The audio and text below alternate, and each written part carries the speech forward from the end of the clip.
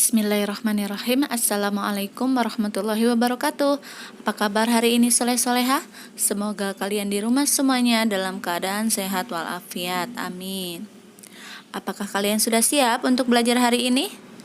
Alhamdulillah sudah siap ya. Kalau begitu mari kita berdoa terlebih dahulu. A'udzubillahi minasyaitonirrajim. Bismillahirrahmanirrahim. Allahumma inni as'aluka ilman nafi'an wa rizqan thayyiban wa amalan mutaqabbalan. Amin. Baik, untuk hari ini kita akan belajar tematik tema 6, cita-citaku, subtema yang ketiga, giat berusaha meraih cita-cita, pembelajaran 3 dan 4. Cita-cita tidak mengenal suku, agama, ataupun kebangsaan. Semua orang dapat menempatkan cita-citanya setinggi langit. Namun, setiap orang harus berusaha keras untuk mencapainya. Nah, coba kalian perhatikan gambar tempat ibadah berikut. Nah, gambar yang pertama adalah masjid. Masjid ini tempat ibadah umat Islam. Yang kedua, gereja. Gereja tempat ibadah umat Kristen atau Kristiani. Yang ketiga adalah pura. Pura tempat ibadah umat Hindu. Dan yang keempat ada wihara. Wihara ini tempat ibadah umat Buddha. Dan yang terakhir itu adalah kelenteng, ya, tempat ibadah umat Konghucu. Masyarakat Indonesia terdiri atas pemeluk agama yang berbeda-beda. Umat beragama dari tiap-tiap agama memerlukan tempat beribadah untuk memenuhi kebutuhan rohani mereka. Setiap tempat ibadah memiliki bentuk dan pengaturan yang khas. Selain tempat ibadah, setiap agama juga memiliki hari raya keagamaan, ya. Nah, silakan kalian cari tahu setiap hari raya keagamaan yang dimiliki oleh umat yang ada di Indonesia. Kalian tuliskan di tabel berikut.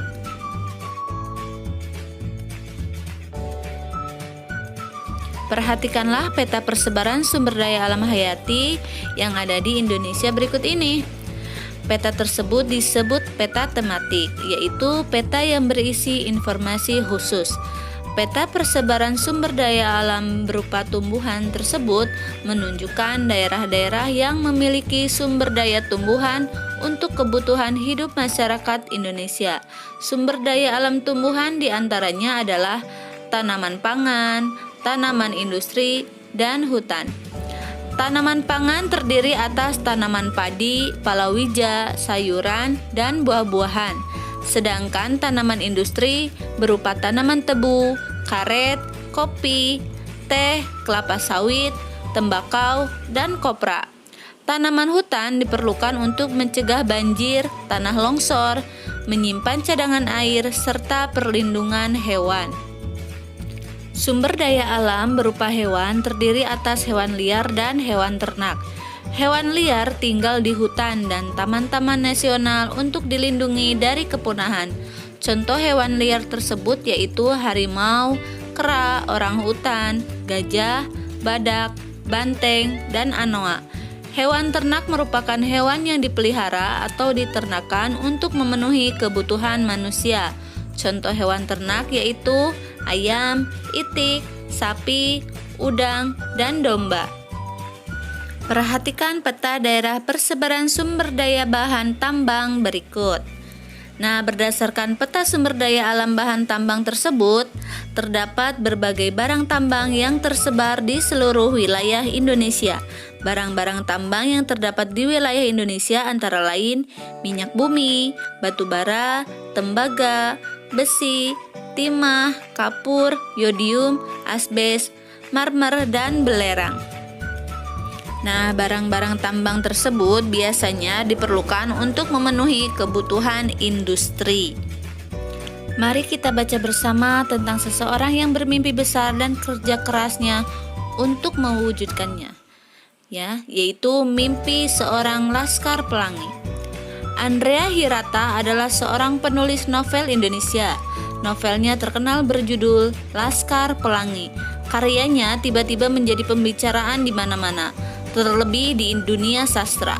Karya Andrea Hirata dianggap sangat mewakili kehidupan anak-anak di Indonesia, apalagi novel ini diangkat dari kisah nyata sang penulis. Sewaktu kecil, Andrea menimba ilmu di sebuah sekolah yang kondisi bangunannya sangat mengenaskan. Bahkan bangunan itu hampir roboh. Kondisi sekolah yang bernama SD Muhammadiyah tersebut memang cukup memprihatinkan. Sebagai anak dari pegawai rendahan PN atau perusahaan negara timah di Balitung, ia terpaksa bersekolah di sekolah yang bentuknya lebih mirip sebagai kandang hewan ternak. Kendati harus menimba ilmu di bangunan yang tak nyaman, Andrea tetap memiliki motivasi yang besar untuk belajar. Di sekolah itu pula ia bertemu dengan sahabat-sahabatnya yang dijuluki dengan sebutan Laskar Pelangi. Di SD Muhammadiyah, Andrea bertemu dengan seorang guru bernama NA atau Nyi Ayu Muslimah. Kegigihan Bu Muslimah untuk mengajar siswa yang hanya berjumlah tak lebih dari 11 orang itu ternyata sangat berarti bagi kehidupannya. Berkat Bu Muslimah, Andrea mendapatkan dorongan yang membuatnya mampu menempuh jarak 30 km dari rumah ke sekolah untuk menimba ilmu. Bu Muslimah juga yang memacunya untuk mengejar cita-citanya bersekolah di negeri seberang, Perancis. Sebuah mimpi dan cita-cita yang sangat mustahil kala itu. Setelah kita membaca tentang kisah Andrea Hirata, mari kita lengkapi diagram berikut ini. Cita-cita Andrea Hirata yaitu bersekolah di negeri Prancis. Halangan yang dihadapi oleh Andrea Hirata yaitu jarak jauh dari rumah Andrea Hirata ke sekolah yaitu 30 km dan kondisi sekolah yang tidak nyaman. Sikap yang dimiliki oleh Andrea Hirata yaitu pantang menyerah, bersemangat, dan punya motivasi belajar. Usaha yang dilakukan oleh Andrea Hirata antara lain, Andrea menempuh jarak 30 km dari rumah ke sekolah hanya untuk tetap bisa bersekolah. Kesimpulan terhadap usaha Andrea Hirata untuk meraih cita-citanya yaitu usaha yang keras disertai motivasi yang besar akan membantu mewujudkan cita-cita meski terlihat mustahil. Andrea Hirata telah membuktikan kekuatan mimpinya. Ia pun memiliki beberapa orang di sekelilingnya yang sangat mendukung usahanya untuk mencapai cita-citanya dan mimpinya. Meskipun ia miskin, bahkan tinggal di daerah yang terpencil, mimpinya telah membawanya kepada prestasi yang luar biasa. Mendeklamasikan puisi memerlukan persiapan yang baik. Selain menghafalkan baris demi baris, kamu juga harus memahami makna puisi tersebut. Setiap orang bisa memiliki pemahaman yang berbeda terhadap makna puisi.